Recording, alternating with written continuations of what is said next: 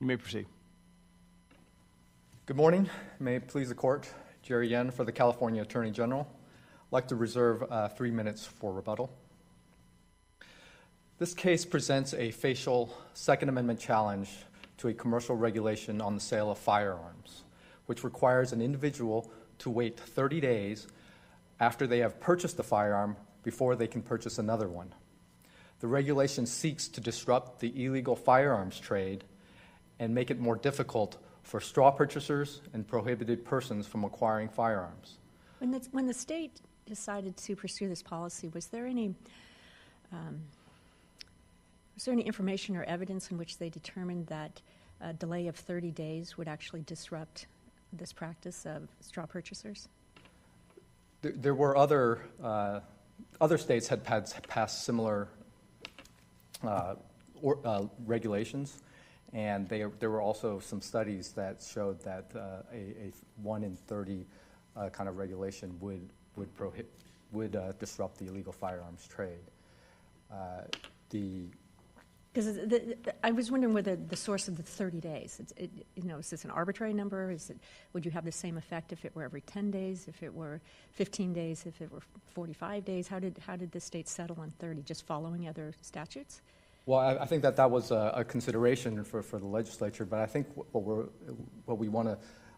we're looking at here is whether or not 30 days is within the scope of the Second Amendment, and whether or not that's something that is presumptively protected.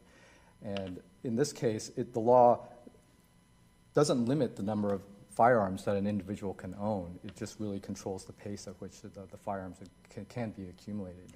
Do you, and I agree with you, the way you put the question is correct. I was just curious about how the state had settled on that time period. But do you believe that the Bruin analysis applies? In other words, that this regulation falls within the plain text of the Second Amendment, and then we look to a historical analog? That's correct. The text and history standard that the Supreme Court has set out would apply here. And it is plaintiff's burden to show that it is, at the first step, that it is presumptively protected by the Second Amendment. And in this case, they haven't done so because this is a acquisition of firearms. And if we just purely based on the text of the Second Amendment, it doesn't mention anything about purchasing. It's keeping and bearing, and the Supreme Court has stated that keeping and bearing refers to possessing and carrying. But we've addressed that issue in two cases that I can think of, Tejada and B&L Productions, and described acquisition as an ancillary right. So how does that affect the analysis? So that's correct, Your Honor. It is an ancillary right, and as an ancillary right, as B&L Productions states, there is some protection for ancillary rights, but it's a plaintiff's burden to provide evidence that any regulation that touches on ancillary rights would have a meaningful constraint or impair an individual from being able to exercise their core Second Amendment rights of possessing a firearm for self-defense. And in this case, we have plaintiffs that already have firearms, and they can't purchase a firearm and just have to wait 30 days before purchasing another one. So they are exercising their core Second Amendment rights. There's no dispute about that. Do I understand the state's argument to be that the Second Amendment guarantees the right to bear an arm, that it could be just one arm and then your right is satisfied? Well, admittedly, Your Honor, the term arms is plural. But what we have in this case are plaintiffs who already currently own arms, and so they can purchase another one. So they are exercising that Second Amendment right of possessing multiple arms. And so this I guess I want to make sure I understand your answer. Is your answer that no, the state of California's position is not that the Second Amendment is satisfied so long as you can possess one firearm? So the Second Amendment right is encompassed in the fact that the arms is plural. So other courts have said that that means that you can possess more than one firearm, but that doesn't mean that you can acquire more than one firearm at a time. And so that's what we have in this case, is whether or not you can purchase multiple firearms within a 30-day period. You just have to wait 30 days. I mean, I get the temporal argument, and I understand why you make it. What I'm trying to figure out is if you had somebody who wanted to buy a firearm, wanted to buy 2 firearms for whatever, maybe they have 2 homes and they want a weapon in both homes for self-defense reasons, which would be core Second Amendment territory, and they don't have any already, there is a period of time that the state has said you don't get to do that. And how do you balance that with, if it's true that the Second Amendment covers the right to bear more than one firearm, how does that temporal limitation square with the Second Amendment? Well, this case is a facial Second Amendment challenge. So we know from Rahimi that the Supreme Court says that when you're faced with the Second Amendment challenge, we look at situations where it is constitutional and not at hypothetical situations. Well, that's fine, but I want you to address my question. With respect to that particular individual that doesn't have any firearms currently? Correct. Okay. So if a individual does not currently have any firearms, there are other avenues to obtain firearms. For example, if there are regulations that allow for individuals to borrow firearms from other individuals. I mean, there's definitely certain regulations related to that, but there are other options to do that. And then if you have one and you need one for self-defense, there are also exceptions to the law that's being challenged, including if for example, a firearm's lost, or if you want to exchange a firearm. That doesn't really address the situation that I presented to you, though. I mean, and the other reason that I'm thinking about this is California has chosen a 30-day window of time to sort of space people out in acquiring firearms. But what if California had said a year? So Bruin does give us some guideposts on waiting periods. And Bruin says that if it's a lengthy waiting period, and it talks about exorbitant fees, or if a challenged regulation is put towards abusive ends, that would definitely get closer to something that is presumptively protected. So if we're talking about something that's a year, that would get obviously closer to the lengthy wait times that Bruin suggests would be presumptively protected, would implicate the Second Amendment. But that's not what we have here. We have a 30-day period, so it's really a really short waiting period from after you have a firearm to purchasing the next firearm. But getting back to the question that Judge Forrest asked, I'll change the hypothetical slightly. If I own a small liquor store and a gang is saying, if you don't pay us protection, we're going to get you here, or we're going to get you at your house, but we're going to get you. So I say, but boy, I better have a gun in my store, I need to have a gun in my house, and I don't have any firearms. Under the state of California's rule, I could buy a gun to protect my store or my house, but I couldn't buy one for each, correct? And I'd have to wait 30 days. That's right, Your Honor. You would have to wait 30 days from when you purchased your first firearm to getting. So with that understanding, if the core right the Second Amendment is trying to protect is self-defense, then it seems to me that the law here is impeding that core right. There are other ways you can attack straw purchasing and bundling guns. I mean, I understand the state's interest in that, but in the hypothetical that Judge Forrest raised, I mean, that seems to be core Bruin conduct, the ability to defend yourself with a firearm either in your home or your place of work. How do we get around that in this case, unless you can point us to a historical analog? And so we don't. So if the court assumes that it is presumptively protected, and that the plaintiffs haven't rebutted the presumption of lawfulness as a commercial regulation, then the state has provided a robust historical record that supports the tradition of commercial regulations that regulate the sale of firearms and in order to prevent unauthorized and dangerous individuals from obtaining them. And except for the California law that we're talking about today isn't limited to unauthorized or dangerous individuals. It's every citizen of California or every person who tries to buy a gun in California. So you have some historical analogs for sure about identifying certain groups of people and assessing their dangerousness or their lawfulness, or their whether they're good citizens and so on. But I'm looking through the record, and I'm not seeing a whole lot of support for the idea that you can sort of space out somebody's exercise of their right, or that you can, or historical analogs saying you can only buy one gun at a time. Well, I guess maybe the better way to think about or the way that I think about it is it's really just a waiting period. So you're waiting 30 days. You already have a gun that you can use for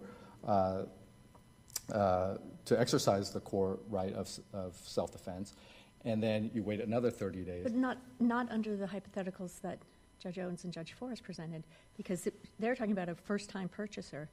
And as I understood your answer, the regulation would prevent a first-time purchaser from buying more than one gun at their first purchase. So they don't have a gun at all, but they can't have two to begin with. They have to get one, wait a month, and they could get another one.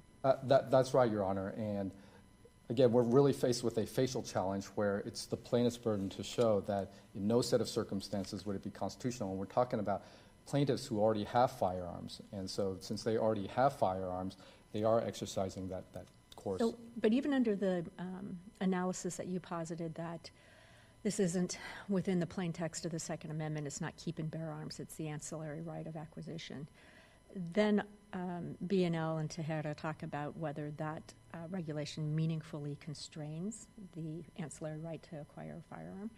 So these hypotheticals that have been presented seem to suggest that if you can't buy two firearms for self-defense, that's a meaningful constraint on your Second Amendment right. Even if we don't go to the historical analysis, how is this not a meaningful constraint? Well, it's not a meaningful constraint because so in B&L Productions and in Teixeira, those they provided some examples where something would be a meaningful constraint. Where, for example, there's a ban in a particular region, that would be a meaningful constraint. So I agree with you. I think I know where you're going. That those cases were easier, right? Because it was sort of a zoning thing where you could get a gun 600 yards away. Something. It was a different circumstance. Here we're talking about a temporal restriction, which is a little harder to pin down. And if you look at like McRory from the Fifth Circuit, where they said 10 days is okay. That's the waiting period.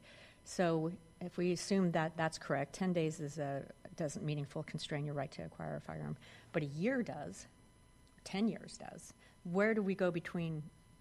How do we make a limit between 10 days and a year?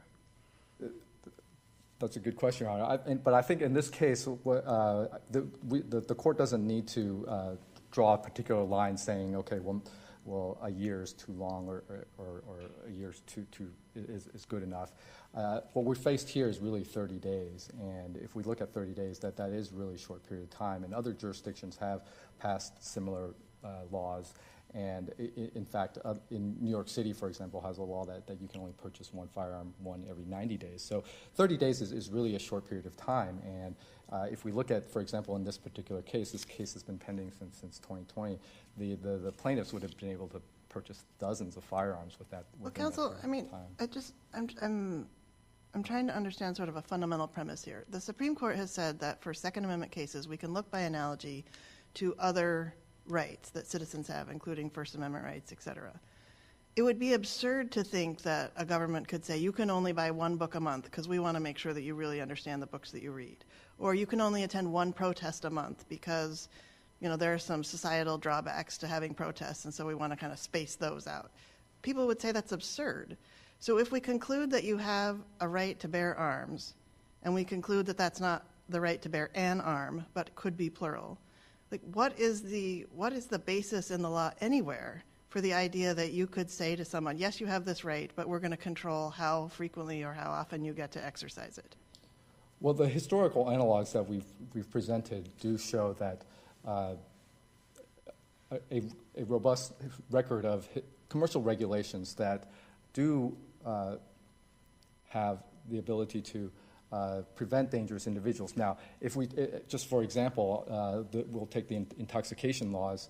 That is a temporary ban, basically, on someone being able to obtain a firearm. They can't purchase a firearm while they're intoxicated. Once they are no longer intoxicated, they can purchase a firearm. But that's going to be presumptively less than 10 days. I mean, it's going to fall with, it would fall within what we would call a waiting period, unless they're just, a habitual drunkard. But, they're not going to be drunk for 30 days, right? So, I mean, it seems that's fleeting and would presumably be a much shorter period of time. And right, so, but I think the analysis here is whether or not it's relevantly similar, and whether or not we're addressing issues that weren't of a concern back then during the founding. So, in this particular case, it doesn't need to be identical, right? It doesn't need to be okay. Well, they're going to see someone that's drunk for 30 days, and so then that's the limit. The idea is that it supports a principle of commercial regulations preventing people from obtaining firearms and that are dangerous or unauthorized. And that's what we have here, is trying to prevent the ultimate transfer of firearms to those that are not authorized to possess or carry them. Do you want to reserve? Yes, I see that I am coming up on three minutes. So. We'll give you 5 for rebuttal. Okay. Thank you, Your Honor. All right, thank you.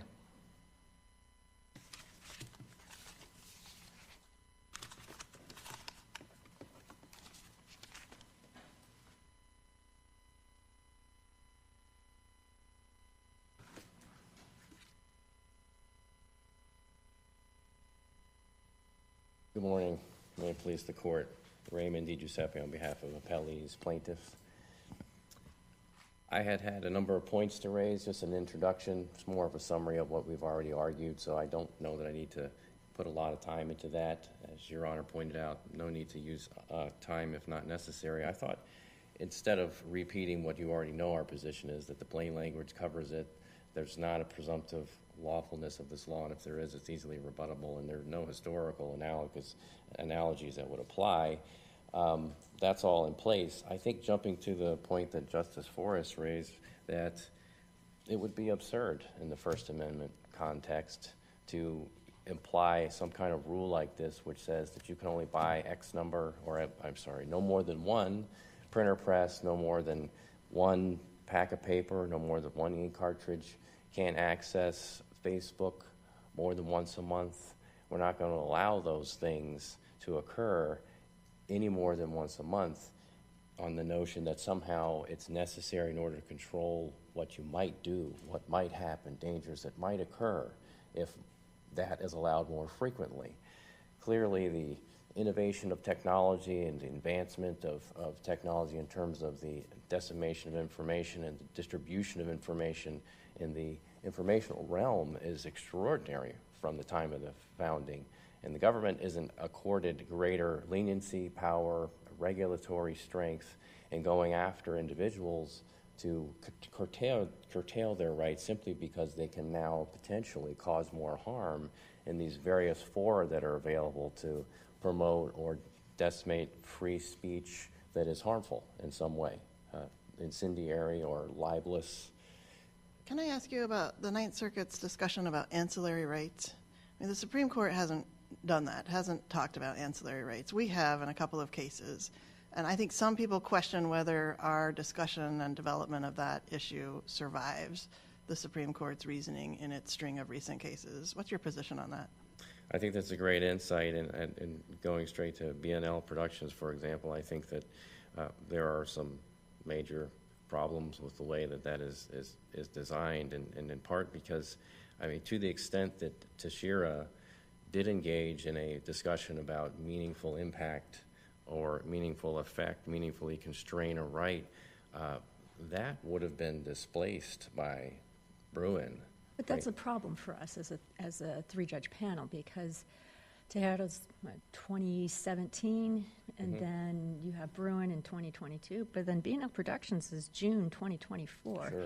So we can't overrule a prior three-judge panel decision, and that's what's troubling me, is that the language of that decision says this is an ancillary right, and recognize that without the right to acquire firearms, the right to keep and bear firearms would be meaningless. So there is some protection, but we haven't fully delineated it, and then they go back to meaningfully constrain. Right. But there's no jump to the next step of doing the historical analysis. Now, I don't think that necessarily dictates the outcome, because there's still certainly an argument, as we were exploring with your friend on the other side, that a limit of one gun every 30 days is nonetheless a meaningful constraint. Right. But my question was the same as what Judge Forrest was asking. Do we even get there? Do we follow Tejeda and B&L as our binding precedent, and we have to look at this as whether it's a meaningful constraint? I think even if we look at it that way, one thing to keep in mind about B&L is that at the outset, the plaintiffs conceded the fundamental issue, that it did not present a meaningful constraint. Arguably, then, the analysis and discussion about whether and to what extent there was a meaningful constraint is not even necessary and potentially dicta. You can look at it that way. But That would be fairly aggressive. it might be, but How about an easier way to get there?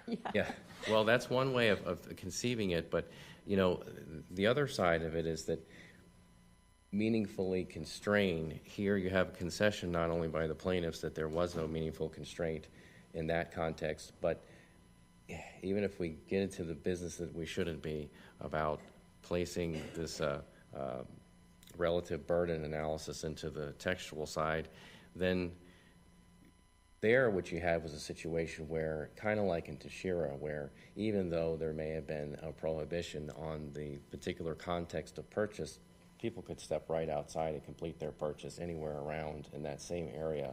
There wasn't any, as conceded in B&L by the plaintiffs themselves, any meaningful delay in the ability to actually acquire an arm, because they could make a decision about what they wanted to buy and just leave the gun show and go buy it elsewhere. Not to say that we think that that's proper, obviously, but because the law was challenged, but I think it's distinguishable in that respect here and wouldn't be controlling. Would you agree that a 10-day delay would be acceptable, would not be a meaningful constraint on the Second Amendment right? I think we have to be careful about the delay business and tying it to what we have here, because the 10-day delay and the waiting periods that are out there, including California's, are promoted by a different purpose. It's a cooling off period. That was the reason behind the legislature's action there. Which is similar to not selling a firearm to somebody who's intoxicated, right? But, Sure, but nonetheless, so we had McCrory, fairly recent Fifth Circuit decision saying, right. Look, these waiting periods while you're going through background check, that's okay. That's a constraint on your right to immediately acquire a firearm, but the 10 days is going to be acceptable. So my question to you is the same as to your friend. 10 days might be acceptable. A year would not. A decade certainly would not. Where do you draw the line? And how do you decide 30 days is a meaningful constraint? Right.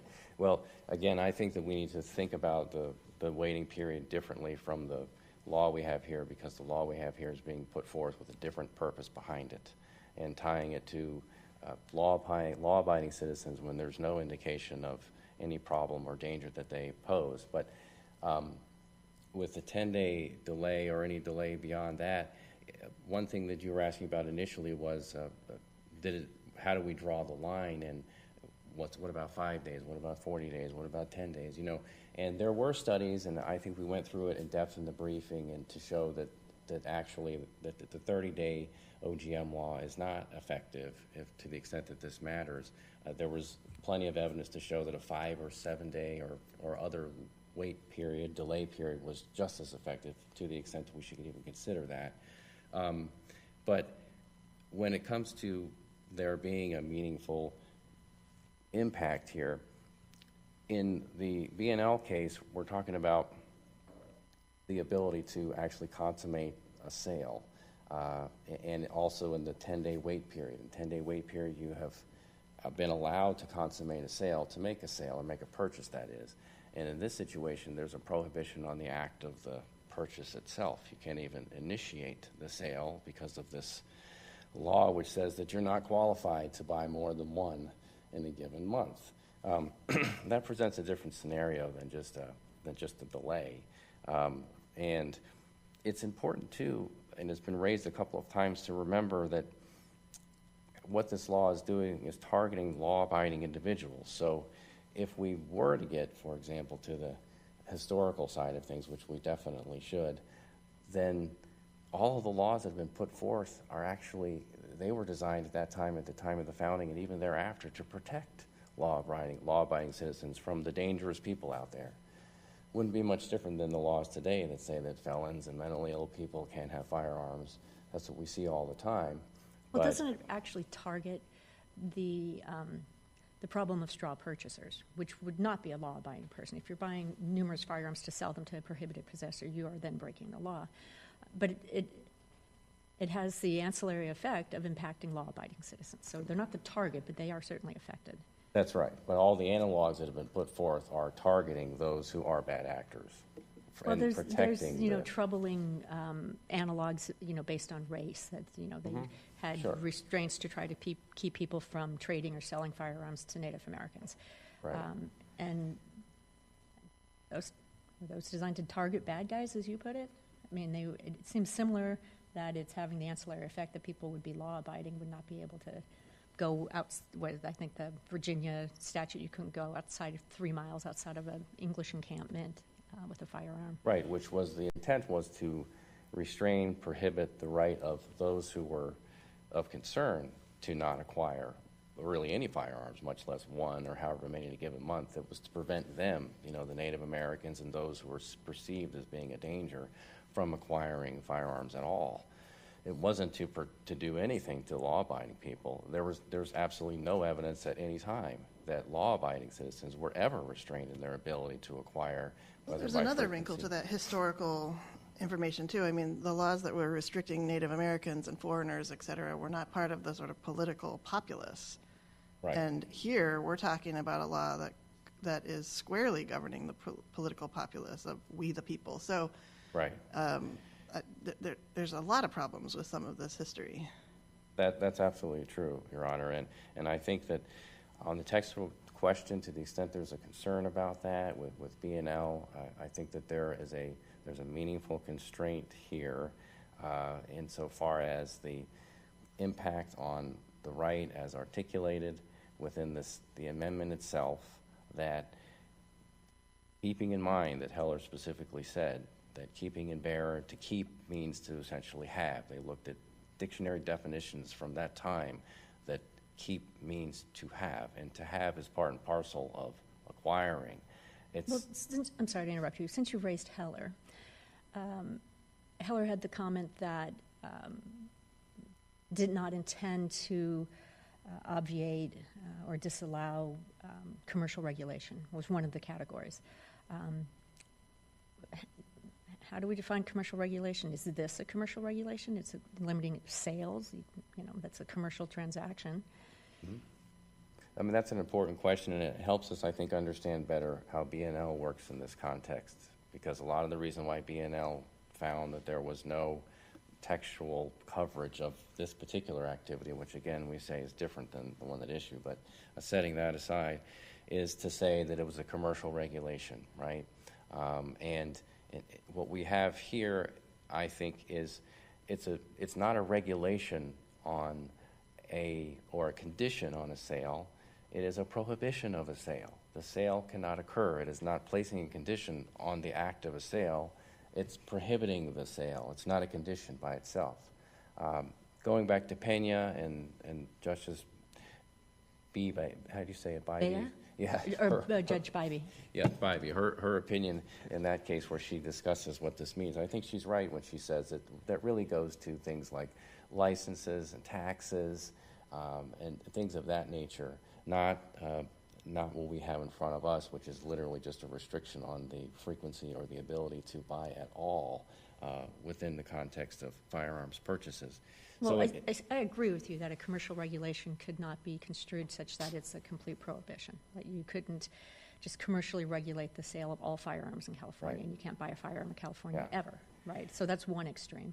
But this Yes. is not that extreme. This is maybe the other end. The difficult part of it, though, is that if we subscribe to it and adopt that kind of rationale and say that we can do it because it's just a restriction on the when, not the if, but the when, well, the when, as Your Honor said, could be a year later or 10 years later. There's nothing to pin it down to say that if 30 days is okay, why isn't 6 months or a year? Because the idea behind all of it is that we're just targeting the when, and therefore it's a condition on a commercial sale. We can't look at it that way. That puts us into a very dangerous spot, and it also takes us back, I think, to the general concern here that the government's theory here is all based upon the idea that you can allow this to occur because we're trying to prevent guns from getting to the hands of the wrong people. That would apply to virtually everything. And that's being used here in a two-dimensional way, both in the textual argument to say that there's really no textual problem, there's no implication of the Second Amendment unless there's an actual total prohibition on the right to buy, right to purchase. And on the historical side, it's, well, we can find history as long as we're looking at the very general idea of a regulation that was intended to keep firearms out of the hands of people that we know are dangerous. Can I ask, I want to switch gears just slightly and get your position on this language in Bruin about the nuanced approach. And I think the sentence is, cases implicating unprecedented societal concerns or dramatic technological changes may require a more nuanced approach. And then Rahimi references that as well. How do you read that? Do you think that the Supreme Court is saying that in that context the analysis is different, or do you think the Supreme Court is saying that in that context the analysis is harder? I think that it's saying that sometimes the analysis may be harder. I think that's what it's saying. And they left a lot open with that. I know it doesn't answer. I mean, there are circuits that have said, we think that the analysis is different. Right. And if we say it's different, and we don't know what the different is because it hasn't been defined, if we just understand it to be something like what the government here is trying to get from us, just a more lenient, more flexibility, more wiggle room, so to speak, whatever that means. And that's essentially what's happening here with the theory that we can reach to, pull from, and extrapolate laws in the past that just simply went after the general concept of trying to prevent guns from getting to the hands of the wrong people, okay? Let's go with that and say that's the nuanced, lenient version of whatever nuance means, okay? If that's true, at the end of the day, Rahimi and Perez-Garcia both reiterate that fundamentally you have to still show relevant similarity in the two basic ways, the how and the why. You've got to have both of those, right? They all break down to that most elemental level. So you at least have to have relevant similarity. Maybe we're not going to say it has to be distinctly similar, as we might be able to say, which I think we could say in this context, because we can see that in the history that the prior generations already dealt with this problem in a materially different way. And Bruin says that in that situation, we look for a distinctly similar analog. It's fine. Let's just set that aside. We don't even need that. Let's just look for something that is at the most elemental level, similar in the way that it is attacking the same thing based upon the same how and the same why. And we don't have that anywhere in the record. So I think my answer to your question, Your Honor, is I don't really know what nuanced means because we haven't been told with clarity. But what I'm saying is it doesn't really matter, because even if we give them the greatest amount of leeway possible and look for the most general form of history in terms of the tradition and say that they don't have to show anything other than basic relevant similarity in the how and the why, it's not there.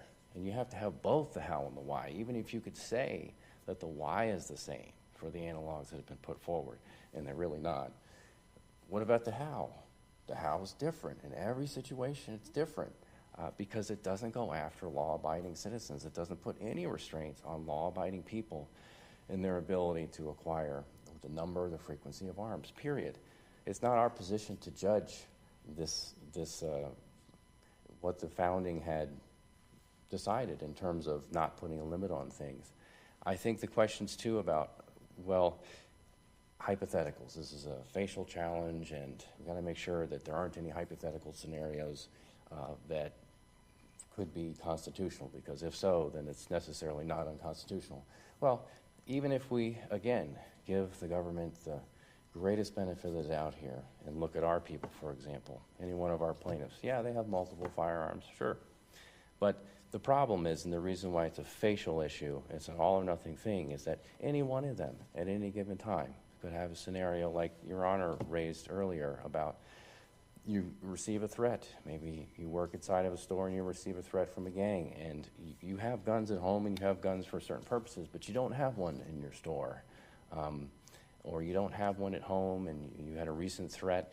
Situations change. People need to have... You could move a gun from location to location. Well, I'm saying that you could... I think it's in Tejerda, there's a line that or maybe it's a different case, but it's not...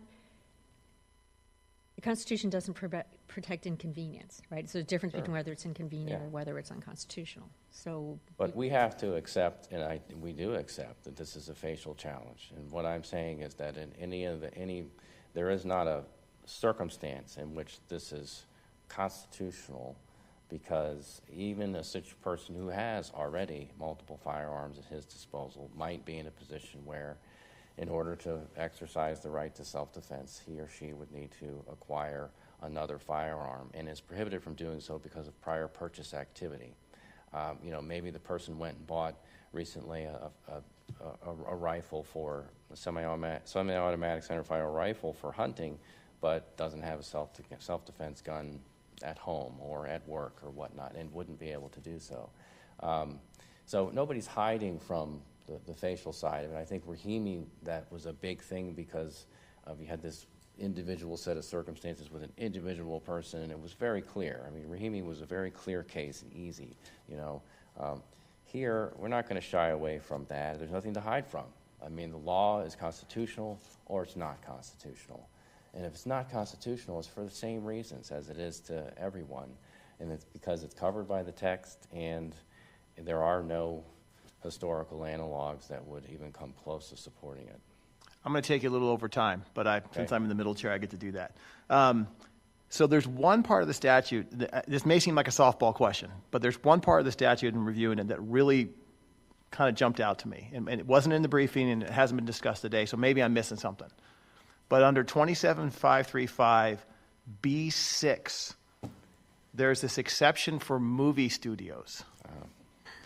And I'm just trying to understand, when we analyze this case, if it was before Bruin, when we were applying like intermediate scrutiny or whatever we were doing, right. To me that would seem very relevant that this statute was bad, because you're telling ordinary people no, but if you're a movie executive or a production manager for a movie company, you can buy as many guns as you want. So under the old regime, this would be very troubling to me. Under the new regime with Bruin and Rahimi, do we apply any level of scrutiny when we see kind of random exceptions like this, or does it not matter because we just do the historical analog? I think it does undermine the state's position insofar as we get to the point where we're looking at what the justification is, right? I mean, it undermines the notion this is really needed for what they claim it is. It's not needed. As pointed out in our briefing, there's a litany of laws that cover this already.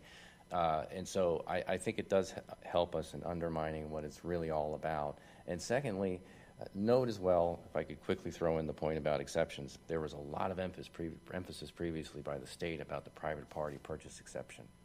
Well, that's now being erased along the line. It won't be available anymore, so they can't rely upon that. I don't think it's appropriate to be looking at the other avenues and whatnot for all the reasons already stated, because it's not about what the government's still allowing. It's what it's taken away.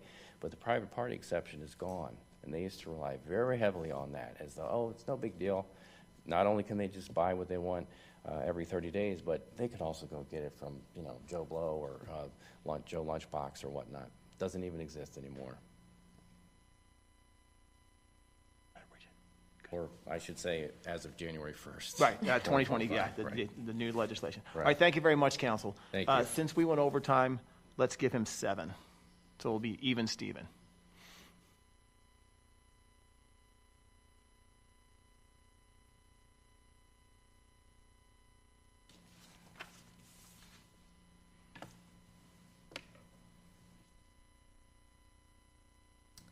Just going back to your Honor's question about the exceptions, I would just point out it's not in the excerpts of record, but there is an explanation in the pre-Bruin paper, filings that one of our experts looked at. Actually, it would be in one of our experts discussed that movie exception, and there's just nothing in the record that shows that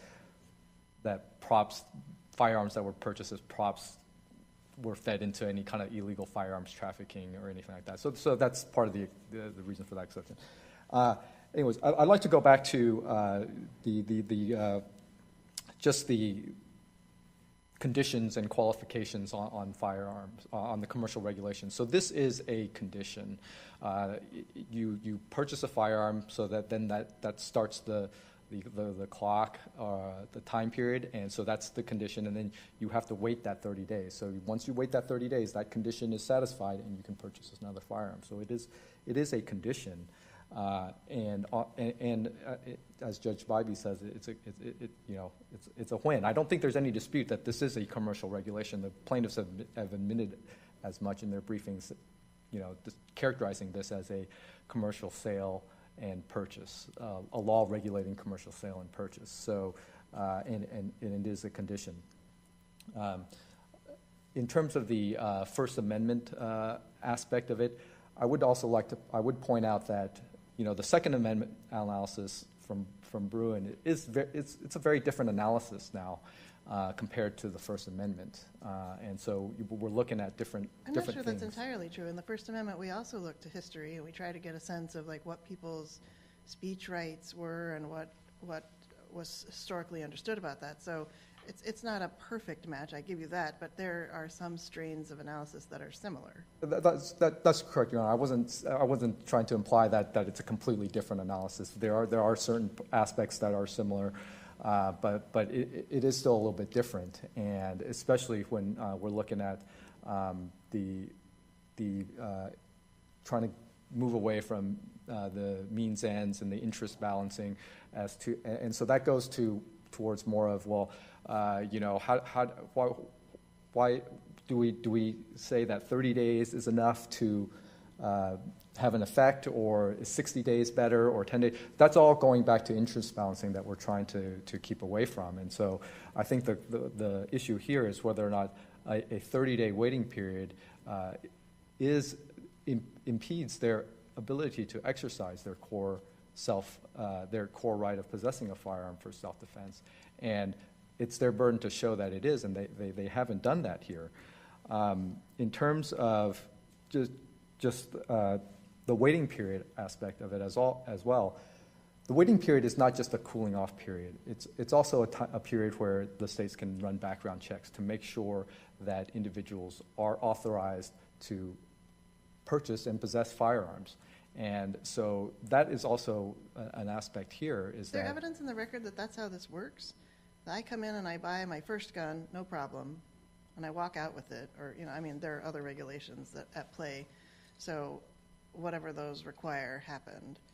But then at that same moment, I can sort of start the transaction for the next gun I want to buy that I won't get to take home for 30 days. And in that interim period, the state's investigating me. That was not my understanding of how this worked.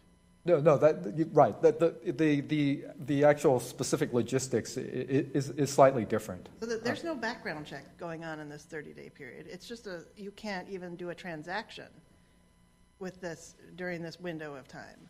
So I don't understand your argument that this window of time is helping the state sort of figure out if we're going to have good people having guns or not. No, so I'm not saying that. So a couple of points, Your Honor. One is, so there is the background check waiting period, which is 10 days from when they purchase it. So, and that's part of the 30, that would be within that 30-day period. But setting the mechanics aside for a moment, I'm not saying that the 30 days in this case is the exact same thing. I'm just saying that it's similar. It's a similar rationale in terms of ensuring that individuals that are authorized and that are dangerous, the ones that are dangerous, are not obtaining these firearms. And well, the dissimilarity is for the waiting periods. You could have had a transaction for the purchase of 3 firearms, and you're going to have the waiting period and all the requirements that you have to meet for background checks, et cetera. And here, you're only be able to do the one transaction. So it's a temporal limitation, but of a different character. Yes, and Your Honor. if you have a right to possess more than one firearm, I come back to, how does that square? It squares because you're in the situation, again, in the majority of situations, and like in this case, the people that are purchasing firearms already are exercising their right because they already have at least one arm, and so then they're purchasing another one. And then it's just really just waiting that 30 days, the short period of time, and that is really targeted to, the people that are that buy in bulk and then turn around and just sell them on the black market. And so the studies have shown that that's what happens a lot of times when people buy in bulk. A lot of those guns end up getting into the hands of people who shouldn't have them, that they end up used in crimes. So that's where it's targeted. And I understand, Your Honor, that you're saying that also that it applies to all individuals, and so anyone who wants. So, is buying in bulk? Arms traffickers buy two at a time? It seems like no. Yeah, well, I guess I don't know the answer to that question, but I don't think that's the analysis that we have to look at here. It's more of whether or not the being able to limit someone to purchasing one gun in 30 days is. And we don't even need to go there. Actually, we don't even need to know if it's effective, because then we don't want to go back to interest balancing and the means end scrutiny. It just really is whether or not the state, the governments can regulate measures that are designed to prevent unauthorized individuals from obtaining those firearms. And the state can adopt a variety of measures that help protect the public within the scope of the Second Amendment. And I think that this case does that here. All right, thank you very much, counsel. Thank you. Thank you to both of you for your very strong advocacy and briefing this case. Very interesting case. This matter is submitted and this panel is done. These two will be back tomorrow, right? I won't be. All right. All rise.